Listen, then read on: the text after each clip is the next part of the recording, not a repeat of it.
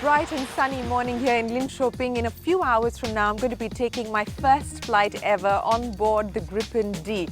The nerves are starting to build up. I can feel the butterflies in my stomach. What I am going to be doing now is heading into the medical center. Ironically, it's called Feel Good, and this is where they're going to go through the basic process of doing an ECG, basic blood work, I would imagine, blood pressure, etc., all of that to make sure that I'm fit to board this flight.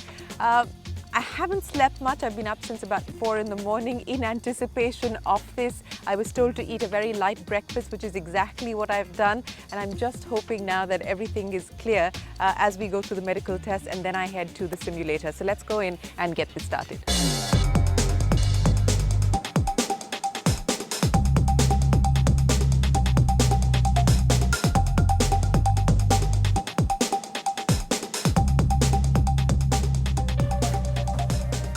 So I'm done here at the medical center. All medical parameters, whether it's my blood pressure, it's my hemoglobin, my ECG, all of that has been given the all clear. Hearing got 2 thumbs up.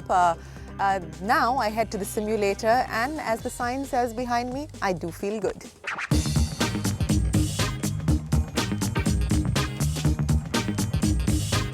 Why is this important? Why should I be wearing? If something happens, you have to wear protection gear. If you eject or anything should happen. God forbid. Of course not going to happen, but if something happens, you're going to be protected.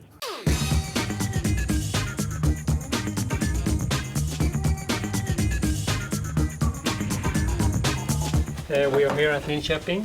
We're going to take off in an easterly direction and climb out and go out to the Baltic Sea where we have our test area. And we're here with the Gripen in the background, the Gripen D. This is what I'm going to be flying in a short while from now. In your experience as a pilot who's flown for over 20 years, how is the Gripen different? The Gripen is a quite small aircraft, but it's very, very agile and still got the performance of all the modern fighters of today. It can be equipped with all the new weapons that is out on the market today.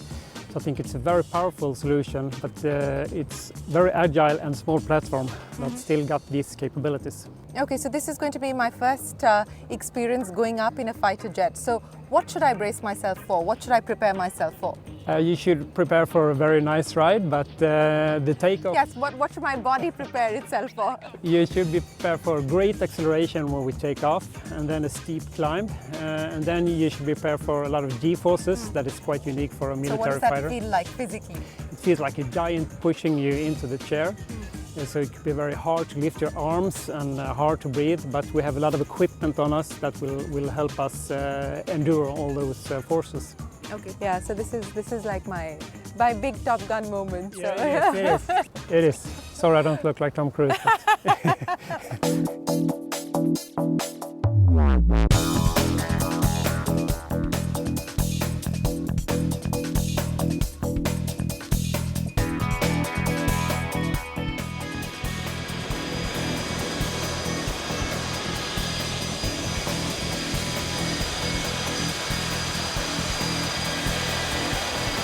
This is one of the coolest moments for me personally, and it goes back to the fact that I've lived my entire life on Air Force bases with a fighter pilot for a father, so I hope I've made him proud today. But it's also a proud moment for all of us here at CNBC TV18 because we're actually filming this on Independence Day. So we've got the Indian tricolour right behind us. Here's wishing everybody back home a very happy Independence Day.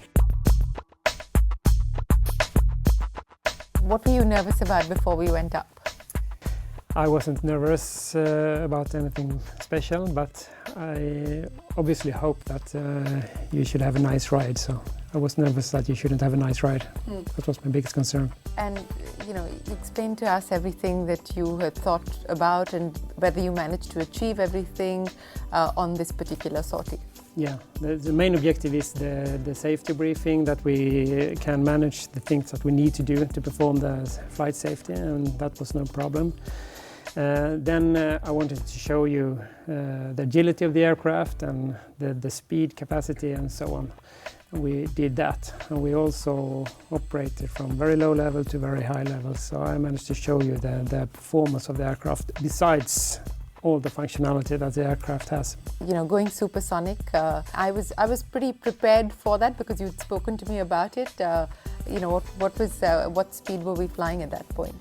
Well, we were flying approximately 1,400 kilometers per hour at quite high level. At that level, it's quite eventless. You don't feel any particular things, especially not in a modern aircraft like the Gripen is. It's just to read the gauges and know that you are supersonic. Otherwise, you don't feel anything particular. So how did I do? You did perform very, very well. You sounded perfectly calm on the intercom, which was very joy for me. So you weren't so nervous. So you performed very, very well. And how long did I fly for myself? You had the controls for 10 minutes. I had the controls for 10 minutes. Yeah. Hans, thank you very much for joining us. It's been an absolute pleasure. Appreciate all the time that you've taken to make this an enjoyable and memorable experience for all of us. Thanks so much indeed. Thank you very much.